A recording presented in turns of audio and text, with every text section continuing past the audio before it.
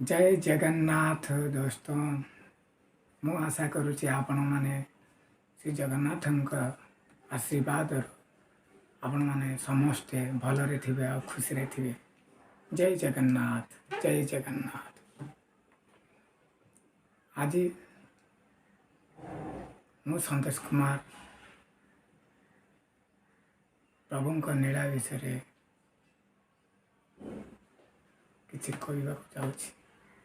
जदि आपण मैंने प्रभु को विश्वास आउ भरोसा रखि से केवे भी आपण भरोसा भांगा देवेनि। एमती गोटे परिवार पुरी मंदिर को बुलवा को जाइथिले। मंदिर बुलाबुली सारला परे से माने बुलवा को जाइथिले समुद्र बुलाबुली को एमती हस खुशी मजा मौजरे समस्ते गाध पाद हो आनंद खेलकूद करुले। से बापा जड़े से बापा एमती गाधे गाधे एमती मझी पानी लहरी एमती मौजरे मौजरे पड़ी थे। से मझे सी जो जानिला कि मोर आउ तले गोड़ ही पाऊनी तो पाद आटी की स्पर्श करनी एमती जगह को से पूरा मझी भीतर को पड़े थे। आज्ञा देखु प्रभुंकर कि अपूर्व नीला सी देखला बेल को ना को परिवार दिशुला ना को सांगसाथी ना को जन्म गहली एमती गला सी ए लोक कौन कर तार भारसाम्य अरे आउ चारिआड अंधार देखागला से विचार आनी केते बा एते पहुँची पार एते बड़ लहरी रे पहुँरी पहुँरी जिते हालिया होगा से भारसाम्य हराई बसला से मुहर आउ कि बाहर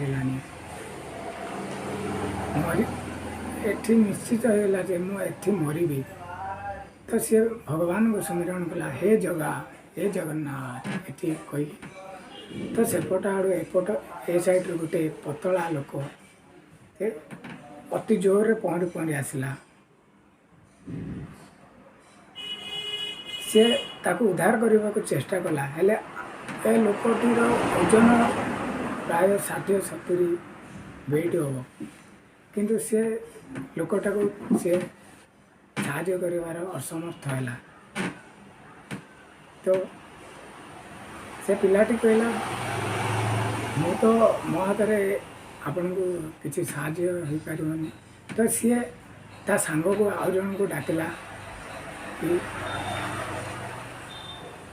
हे जगा एठिया गोटे लोकटे बुड़ी जाऊँगी। आज्ञा देखो ये आसला एपटू आ गोटे जगह आसपटू तो विचार करंतु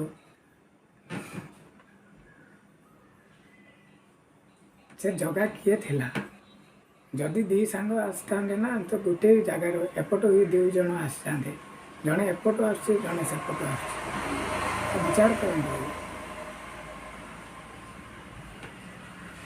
से जगह आसी 2 जन हाथ को आ सेपटे हाथ को धरी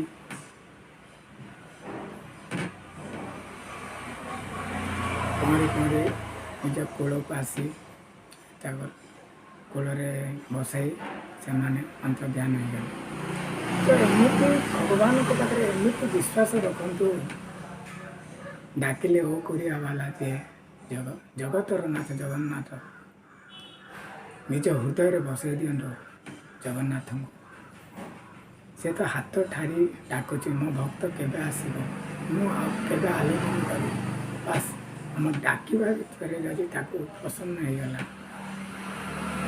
ଯାହା ଖୁଆଇବେ ତାହା ଖାଇବ ଆଜ୍ଞା, ଯାହା ଦେବେ ସେ ତାହା ନେବ।